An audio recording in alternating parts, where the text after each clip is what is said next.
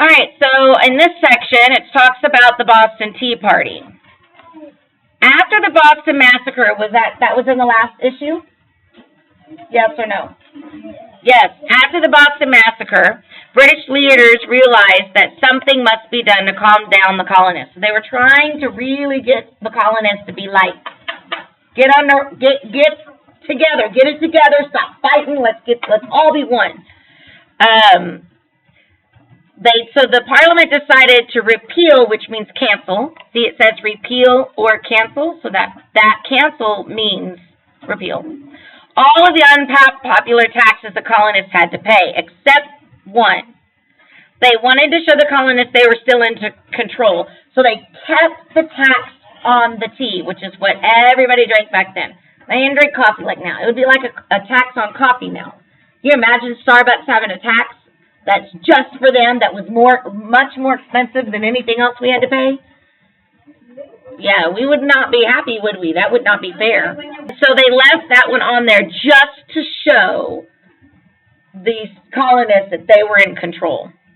So it was bad news for the British India Company, which made most of its money from tea sales, because the colonists said, you know what, you're going to tax that, we ain't drinking it. So good luck with that.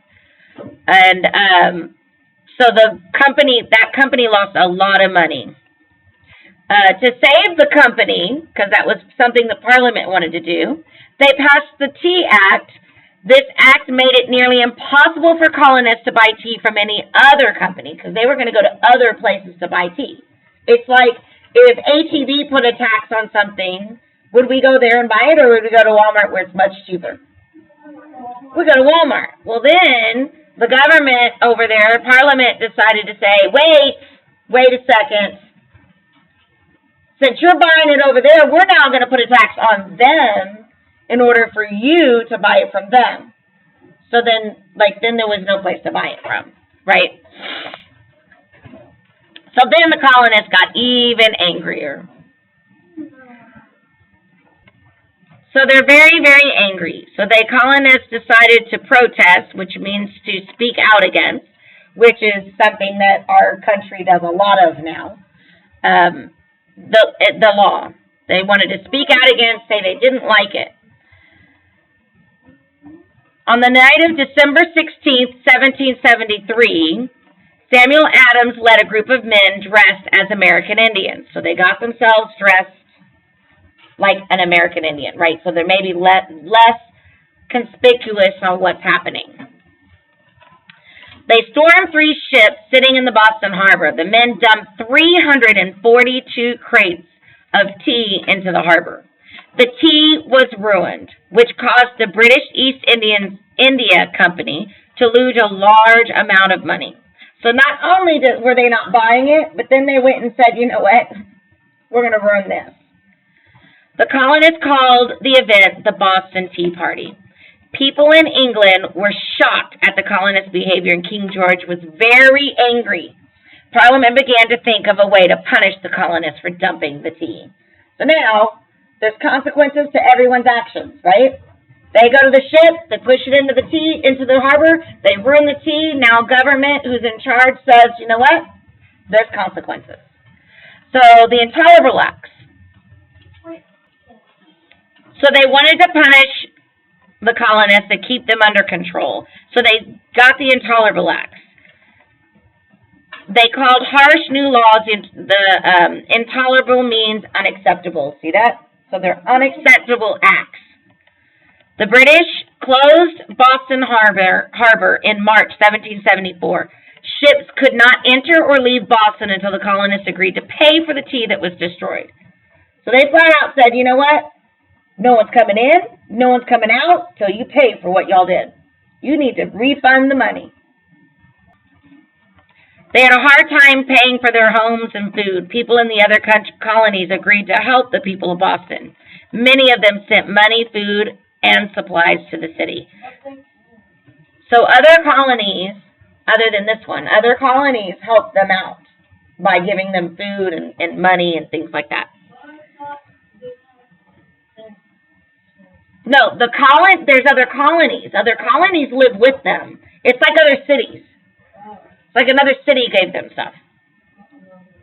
No, other cities, but they called them colonies because they weren't cities yet. So the First Continental Congress. I'm trying to keep these videos shorter. First Continental Congress. More and more colonies started thinking it was time to take action against Great Britain. They were tired of taxation without representation, which means they were tired of being taxed on stuff they were not saying was okay. We have people in government that says it's okay for us to do things, right? Or for them to tax us and do things like that. And they wanted to protect their rights and liberties more than ever. In September 1774, 56 leaders from 12 colonies met in Philadelphia to talk about the problems with Great Britain. George did not send anyone to the meeting. Georgia. So that's why there's only 12 colonies. And when we started, it was how many colonies? 13. Everybody remember that? 13 colonies. The first attack, Lexington and Concord. After the First Continental Congress, colonists started organizing and training militia. That's an army.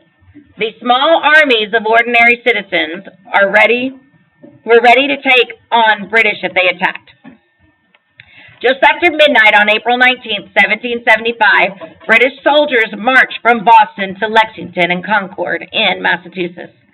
The king had ordered British soldiers to arrest rebel leaders and seize, which means take away, their weapons. So the king ordered them to go over and just start taking the weapons away, right? Boston's silversmith, Paul Revere, rode to Lexington with the news that the British army was on its way. About 60 militiamen faced hundreds of well-trained British soldiers. No one knows for sure who fired the first shot at Lexington, but many have called it the shot heard round the world. And that's because that started this whole war, right? That nobody knows who fired first. The Second Continental Congress happened next. In May 1775, colony leaders met in Philadelphia again at the Second Continental Congress. We already had the first, then we had the war at Lexington, right? Or the fight at Lexington. Then we had the second. 65 delegates acted as the government for the colonies. First, they established the Continental Army.